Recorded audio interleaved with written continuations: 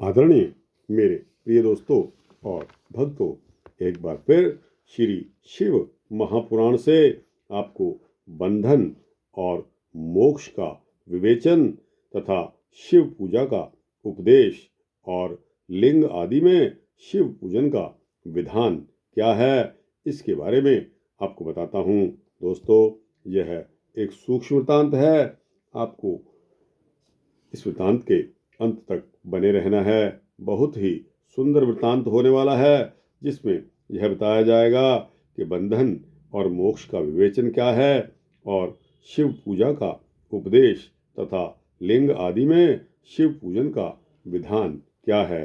तो दोस्तों, आइए बिना समय गवाए इस वृत्तांत को शुरू करते हैं। दोस्तों, ऋषिगण बोले कि हे सर्वज्ञों में श्रेष्ठ, बंधन और मोक्ष का स्वरूप क्या है, यह हमें बताइए। सूत जी बोले कि हे महर्षियों, मैं बंधन और मोक्ष का स्वरूप तथा मोह के उपाय का वर्णन करूंगा। आप लोग आदर पूर्वक सुने। जो प्रकृति आदि 8 बंधनों से बंधा हुआ है, वह जीव बद्ध कहलाता है, और जो उन 8 बंधनों से छूटा हुआ है, उसे मुक्त कहते हैं। प्रकृति आदि को वश में कर लेना मोक्ष कहलाता है। बंधन आगंतुक है और मोक्ष स्वतः सिद्ध है। बद्ध जीव जब बंधन से मुक्त हो जाता है, तब उसे मुक्त जीव कहते हैं। प्रकृति, बुद्धि, महतत्व, त्रिगुणात्मक अहंकार और 5 तन्मात्राएं, इन्हें ज्ञानी पुरुष प्रकृताग्यष्टक मानते हैं। प्रकृति आदि 8 तत्वों के समूह से देह की उत्पत्ति हुई है। एक बार फिर सुने। प्रकृति, बुद्धि, त्रिगुणात्मक अहंकार और 5 तन्मात्राएं, इन्हें ज्ञानी पुरुष प्रकृत्याध्यष्टक मानते हैं। प्रकृति आदि 8 तत्वों के समूह से देह की उत्पत्ति हुई है। 8 तत्वों के समूह से देह की उत्पत्ति हुई है। देह से कर्म उत्पन्न होता है और फिर कर्म से नूतन देह की उत्पत्ति होती है। इस प्रकार बार बार जन्म और कर्म होते रहते हैं। शरीर को स्थूल, सूक्ष्म और कारण के भेद से 3 प्रकार का जानना चाहिए। स्थूल, सूक्ष्म और कारण के भेद। स्थूल शरीर जागृत अवस्था में व्यापार कराने वाला, सूक्ष्म शरीर जागृत और स्वप्न अवस्थाओं में इंद्रिय भोग प्रदान करने वाला, तथा कारण शरीर सुषुप्तावस्था में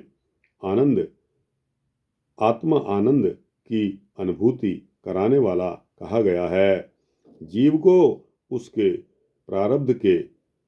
प्रारब्ध कर्मानुसार सुख दुख प्राप्त होते हैं। वह अपने पुण्य कर्मों के फलस्वरूप सुख और पाप कर्मों के फलस्वरूप दुख प्राप्त करता है। एक बार फिर सुनिए। जीव को उसके प्रारब्ध कर्मानुसार सुख दुख प्राप्त होते हैं। वह अपने पुण्य कर्मों के फलस्वरूप सुख को और पाप कर्मों के फलस्वरूप दुख को प्राप्त करता है। अतः कर्म पाश से बंधा हुआ जीव अपने त्रिविध शरीर से होने वाले शुभ अशुभ कर्मों द्वारा सदा चक्र की भांति बार बार घुमाया जाता है, अर्थात उसकी पुनरावृत्ति होती रहती है। इस चक्रवात भ्रमण की निवृत्ति के लिए चक्रकर्ता का स्तवन एवं आराधना करना चाहिए। प्रकृति आदि जो 8 पाश बतलाए गए हैं, उनका समुदाय ही महाचक्र है, और जो प्रकृति से परे हैं, वे परमात्मा शिव हैं। भगवान माहेश्वर ही प्रकृति आदि महाचक्र के कर्ता हैं, क्योंकि वे प्रकृति से परे हैं। जैसे बकायन नामक वृक्ष का थाला जल को पीता और उगलता है, उसी प्रकार शिव प्रकृति आदि को अपने वश में करके उस पर शासन करते हैं। उन्होंने सबको वश में कर लिया है, इसलिए वे शिव कहे गए हैं। शिव ही सर्वज्ञ, परिपूर्ण और निष्प्रह हैं।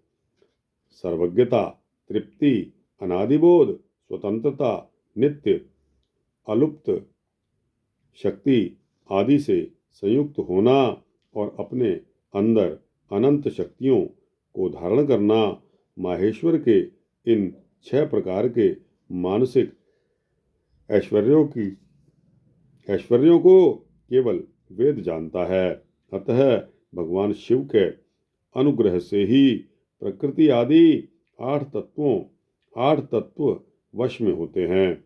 भगवान शिव का कृपा प्रसाद प्राप्त करने के लिए उन्हीं का पूजन करना चाहिए। शिव तो परिपूर्ण हैं, निष्प्रह हैं। उनकी पूजा कैसे हो सकती है? इसका उत्तर यह है कि भगवान शिव के उद्देश्य से उनकी प्रसन्नता के लिए किया हुआ सत्कर्म उनके कृपा प्रसाद को प्राप्त कराने वाला होता है। शिवलिंग में, शिव की प्रतिमा में तथा शिव भक्तजनों में शिव की भावना करके उनकी प्रसन्नता के लिए पूजा करनी चाहिए। और वह पूजन शरीर से, मन से, वाणी से और धन से भी किया जा सकता है। उस पूजा से प्रकृति से परे महेश्वर पूजक पर विशेष कृपा करते हैं। यह सर्वथा सत्य है। शिव की कृपा से कर्म आदि सभी बंधन अपने वश में हो जाते हैं।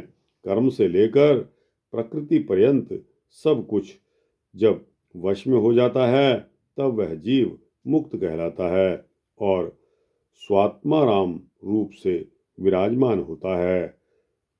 परमेश्वर शिव की कृपा से जब कर्मजनित शरीर अपने वश में हो जाता है, तब भगवान शिव के लोक में निवास प्राप्त होता है। इसी को सालोक्य मुक्ति कहते हैं। जब तन्मात्राएं वश में हो जाती हैं, तब जीव जगदम्बा सहित शिव का सामीप्य प्राप्त कर लेता है। यह समीप्य मुक्ति है। उसके आयुध आदि और क्रिया आदि सब कुछ भगवान शिव के समान होते हैं। भगवान का महाप्रसाद प्राप्त होने पर बुद्धि भी वश में हो जाती है। बुद्धि प्रकृति का कार्य है, उसका वश में होना साष्ट मुक्ति कही गई है। पुनः भगवान का महान अनुग्रह प्राप्त होने पर प्रकृति वश में हो जाएगी। उस समय भगवान शिव का मानसिक ऐश्वर्य बिना यत्न के प्राप्त हो जाएगा। सर्वज्ञता आदि जो शिव के ऐश्वर्य हैं, उन्हें पाकर मुक्त पुरुष अपनी आत्मा में ही विराजमान होता है। वेद और शास्त्रों में विश्वास रखने वाले विद्वान पुरुष इसी को सायुज्य मुक्ति कहते हैं। इस प्रकार लिंग आदि में शिव जी की पूजा करने से क्रमशः मुक्ति स्वतः प्राप्त हो जाती है। इसलिए शिव का कृपा प्रसाद प्राप्त करने के लिए तत्संबंधी क्रिया आदि के द्वारा उन्हीं का पूजन करना चाहिए। शिव क्रिया, शिव तप, शिव मंत्र जप, शिव ज्ञान और शिव साध्य के लिए सदा उत्तरोत्तर अभ्यास बढ़ाना चाहिए। प्रतिदिन प्रातःकाल से रात को सोते समय तक और जन्म काल से लेकर मृत्यु पर्यंत सारा समय भगवान शिव के चिंतन में ही बिताना चाहिए। साध्यो जातादि मंत्रों तथा नाना प्रकार के पुष्पों से जो शिव की पूजा करता है, वह शिव को ही प्राप्त होगा। दोस्तों, अब आता है कि हे सुव्रत, ऋषिगण पूछते हैं कि हे सुव्रत, आप लिंग आदि में शिव की पूजा का विधान हमें बताइए। तो दोस्तों, शिव की पूजा का विधान आपको बता रहा हूँ। सूत जी बताते हैं कि हे द्विजो, मैं लिंग के क्रम का यथावत वर्णन कर रहा हूँ, आप लोग सुनिए। वह प्रणव ही समस्त अभीष्ट वस्तुओं को देने वाला प्रथम लिंग है। उसे सूक्ष्म प्रणव रूप समझिए। सूक्ष्म लिंग निष्कल होता है और स्थूल लिंग सकल। पंचाक्षर मंत्र को ही स्थूल लिंग कहते हैं। उन दोनों प्रकार के लिंगों का पूजन तप कहलाता है। वे दोनों ही लिंग साक्षात मोक्ष देने वाले हैं। पौरुष लिंग और प्रकृति लिंग के रूप में बहुत से लिंग हैं। उन्हें साक्षात भगवान शिव ही विस्तार पूर्वक बता सकते हैं, दूसरा कोई नहीं जानता। पृथ्वी के विकारभूत जो जो लिंग ज्ञात हैं उनको मैं आपको बता रहा हूँ। उनमें प्रथम स्वयंभू लिंग, दूसरा बिंदु लिंग, तीसरा प्रतिष्ठित लिंग, चौथा चरलिंग और पांचवा गुरुलिंग है। देवर्षियों की तपस्या से संतुष्ट होकर उनके समीप प्रकट होने के लिए पृथ्वी के अंतर्गत बीज रूप से व्याप्त हुए भगवान शिव वृक्षों के अंकुर की भांति भूमि को भेद कर नाद लिंग रूप में व्याप्त हो जाते हैं। वे स्वतः व्यक्त हुए शिव ही स्वयं प्रकट होने के कारण स्वयंभू नाम धारण करते हैं। ज्ञानीजन उन्हें स्वयंभू लिंग के रूप में जानते हैं। उस स्वयंभू लिंग की पूजा से उपासक का ज्ञान स्वयं बढ़ने लगता है। जैसे सोने चांदी आदि के पत्र पर, भूमि पर या वेदी पर अपने हाथ से लिखित जो शुद्ध प्रणव मंत्र रूप लिंग है उसमें तथा यंत्र लिंग का आलेखन करके उसमें भगवान शिव की प्रतिष्ठा और आवाहन करें, ऐसा बिंदुनादमय लिंग स्थावर और जंगम दोनों ही प्रकार का होता है। इसमें शिव जी का दर्शन भावनामय ही है, इसमें संदेह नहीं है। जिसको जहाँ भगवान शंकर के प्रकट होने का विश्वास हो उसके लिए वहीं प्रकट होकर वे अभीष्ट फल प्रदान करते हैं। अपने हाथ से लिखे हुए यंत्र में या अकृत्रिम स्थावर आदि में भगवान शिव का आवाहन करके 16 उपचारों से उनकी पूजा करें।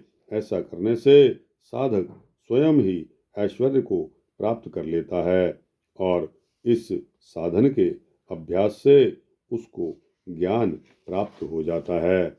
देवताओं और ऋषियों ने आत्मसिद्धि के लिए अपने हाथ से वैदिक मंत्रों के उच्चारण पूर्वक शुद्ध मंडल में शुद्ध भावना द्वारा जिस उत्तम शिवलिंग की स्थापना की है उसे पौरुष लिंग कहते हैं। पौरुष लिंग तथा वही प्रतिष्ठित लिंग कहलाता है। उस लिंग की पूजा करने से सदा पौरुष ऐश्वर्य की प्राप्ति होती है। महान ब्राह्मणों और महाधनी राजाओं द्वारा किसी शिल्पी से शिवलिंग का निर्माण कराकर मंत्र पूर्वक जिस लिंग की स्थापना तथा प्रतिष्ठा की गई हो वह प्राकृत लिंग है। वह शिवलिंग प्राकृत ऐश्वर्य भोग को देने वाला होता है। जो शक्तिशाली और नित्य होता है उसे पौरुष लिंग कहते हैं। जो दुर्बल तथा अनित्य होता है वह प्राकृत लिंग कहलाता है। लिंग नाभि, जिह्वा, नासिका का अग्रभाग और शिखा के क्रम से कटी, हृदय और मस्तक तीनों स्थानों में जो लिंग की भावना की गई है उस आध्यात्मिक लिंग को ही चरलिंग कहा जाता है। कहते हैं पर्वत को पौरुष लिंग बताया गया है और भूतल को विद्वान पुरुष प्राकृत लिंग मानते हैं। वृक्ष आदि को पौरुष लिंग जानना चाहिए। गुल्म आदि को प्राकृत लिंग कहा गया है। साठी नामक धान्य को प्राकृत लिंग समझना चाहिए और शाली यानी कि अगहनी एवं गेहूं को पौरुष लिंग, अणिमा आदि 8 सिद्धियों को देने वाला जो ऐश्वर्य है उसे पौरुष ऐश्वर्य जानना चाहिए। स्त्री, सुंदर स्त्री तथा धन आदि विषयों को आस्तिक पुरुष प्राकृत ऐश्वर्य कहते हैं। चरलिंगों में सबसे प्रथम रसलिंग का वर्णन किया जाता है।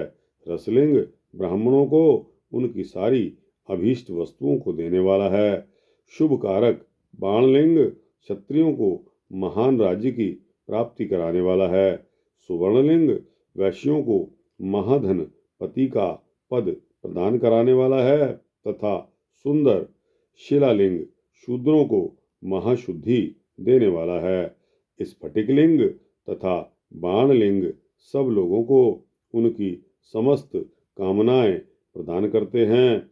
अपना न हो तो दूसरे का स्फटिक या बाणलिंग भी पूजा के लिए निषिद्ध नहीं है। स्त्रियों विशेषतः सद्भावों के लिए पार्थिव लिंग की पूजा का विधान है। प्रवृत्ति मार्ग में स्थित विधवाओं के लिए स्फटिक लिंग की पूजा बताई गई है, परंतु विरक्त विधवाओं के लिए रसलिंग की पूजा को श्रेष्ठ बताया गया है। हे सुब्रतो, बचपन में, युवावस्था में और बुढ़ापे में भी शुद्ध स्फटिकमय शिवलिंग का पूजन स्त्रियों को समस्त भोग प्रदान करने वाला है। गृहासक्त स्त्रियों के लिए पीठ पूजा भूतल पर संपूर्ण अभीष्ट को देने वाली है। प्रवृत्ति मार्ग में चलने वाला पुरुष सुपात्र गुरु के सहयोग से ही समस्त पूजा कर्म संपन्न करे। इष्ट देव का अभिषेक करने के पश्चात अगहनी के चावल से बने हुए खीर आदि पकवानों द्वारा नैवेद्य अर्पण करे। पूजा के अंत में शिवलिंग को पधराकर घर के भीतर पृथक संपुट में स्थापित करे। जो निवृत्त मार्गी पुरुष हैं उनके लिए हाथ पर ही शिवलिंग पूजा का विधान है। उन्हें भिक्षा आदि से प्राप्त हुए अपने भोजन को ही नैवेद्य रूप में निवेदित करना चाहिए। निवृत्ति पुरुषों के लिए सूक्ष्म लिंग ही श्रेष्ठ बताया जाता है। वे विभूति के द्वारा पूजन करें और विभूति को ही नैवेद्य के रूप में नैवेद्य से निवेदित भी करें। पूजा करके उस लिंग को सदा अपने मस्तक पर धारण करें। विभूति 3 प्रकार की बताई गई हैं। दोस्तों, यह आपको विभूतियों के बारे में अगले वृत्तांत में बताऊंगा। तो दोस्तों, यहाँ तक यह वृत्तांत आपको कैसा लगा? अच्छा लगा हो तो इसको लाइक और शेयर करते हुए अपने भक्तों, दोस्तों आदि को पहुंचाइए। और दोस्तों, अपने कमेंट्स सेक्शन में अपनी राय अवश्य दीजिए। इस चैनल को अगर आप सब्सक्राइब करेंगे तो आपको इसी तरह के सूक्ष्म भक्ति वृत्तांत मिलते रहेंगे। जय श्री शिवजी महाराज की जय, भक्तों की।